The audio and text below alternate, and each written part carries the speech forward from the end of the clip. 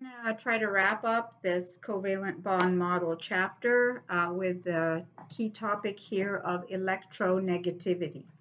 The term electronegativity, this is the measure of the relative attraction that an atom has for the shared electrons in a bond. So what this is saying is that when two atoms are sharing a pair of electrons, sometimes they don't share them equally. Sometimes one atom pulls at those electrons towards it more than the other one. So instead of equal sharing, there's unequal sharing. So it all depends on the electronegativity of the atom. The more electronegative atom pulls and attracts those shared electrons more than the other one. Linus Pauling is the one that created the electronegativity table. You will see that in figure 5.11 in your book. So whether you have the ebook or the hard copy, you can look at it. And what he did was he assigned a number of 4.0 to fluorine, which is the most electronegative element.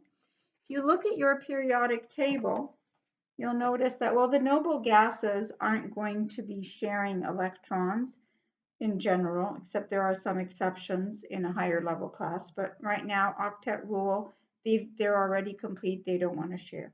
So when you look at the halogens in this way, fluorine is up here. This is the most electronegative element. It has a number of 4.0, and everything else is below that.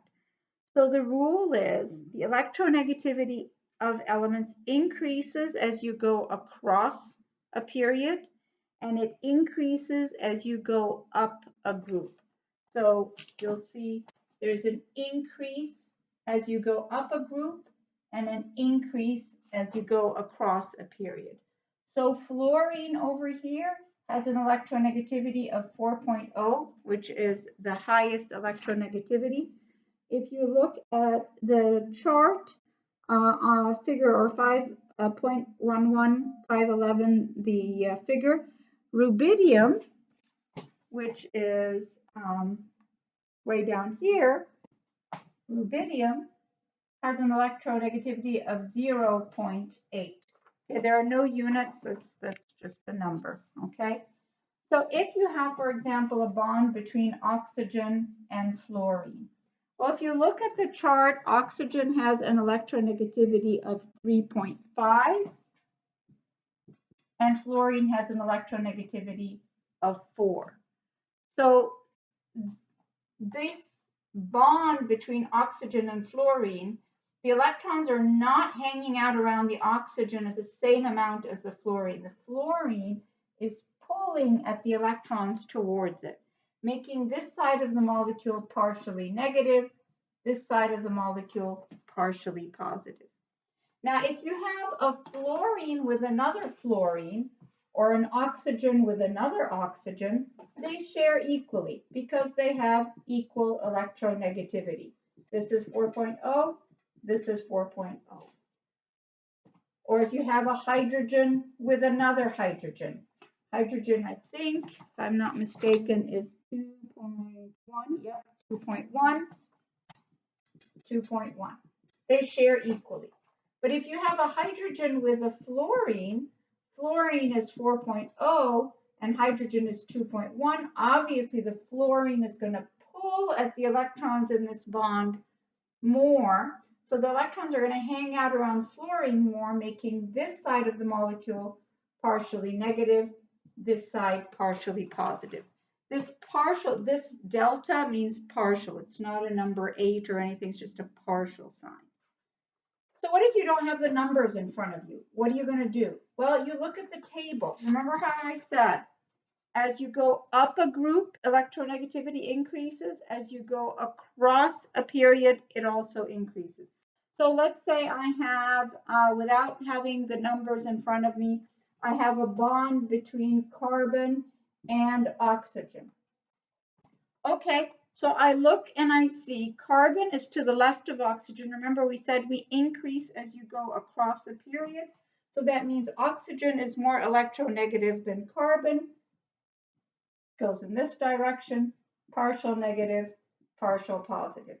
If, for example, you have a nitrogen and a phosphorus bonded together, go take a look at your periodic table. You'll notice that nitrogen and phosphorus are in the same group, and that phosphorus is lower than nitrogen. So that means phosphorus has less electronegativity than nitrogen. So nitrogen will pull at the electrons towards it.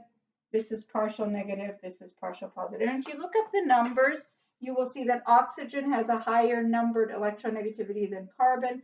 Nitrogen is higher than phosphorus, but you don't really need the table, the electronegativity table. So long as you can look at your periodic table, which you will always have with you, you can see which is more electronegative than which, based on the rule that electronegativity increases as you go up a group and increases as you go across a period. Now, how does this tie in with all of the molecules? Well, we're going to learn the concept of polarity. There are two types of polarity. There's bond polarity and there's molecule polarity. Let's first focus on bond polarity. There are three types of bonds. There's an ionic bond, there's a polar covalent bond, and there's a non-polar covalent bond. So we already talked about ionic bonds in the last chapter with ionic compounds. But in this chapter, we're talking covalent bonds, but there are two types of covalent bonds. There's a non-polar covalent bond,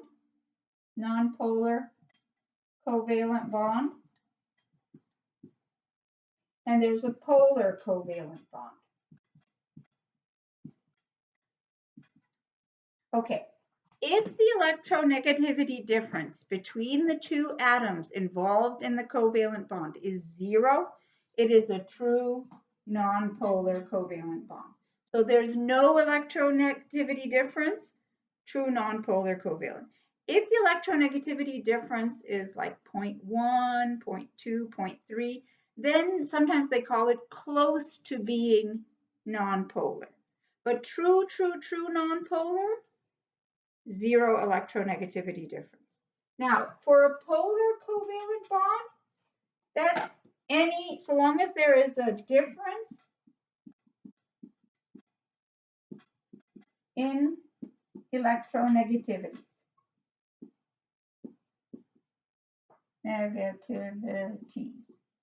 Okay.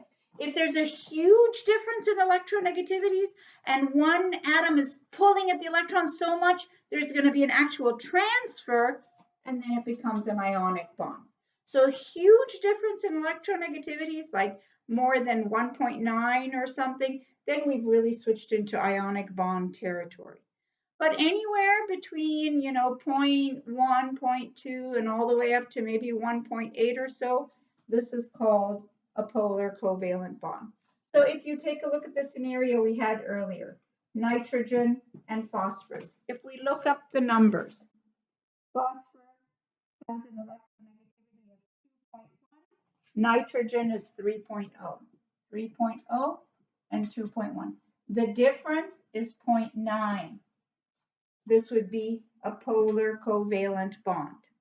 If you have a nitrogen and another nitrogen, this is 3.0, this is 3.0. What type of bond would it be? A non-polar covalent bond, because the difference is 0.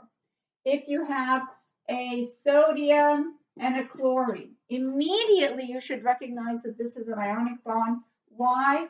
Because this is a metal and this is a non-metal. So your telltale, if you have two nonmetals, then you know it's going to be covalent, and then you have to decide the difference in electronegativity. Is it polar covalent or nonpolar covalent?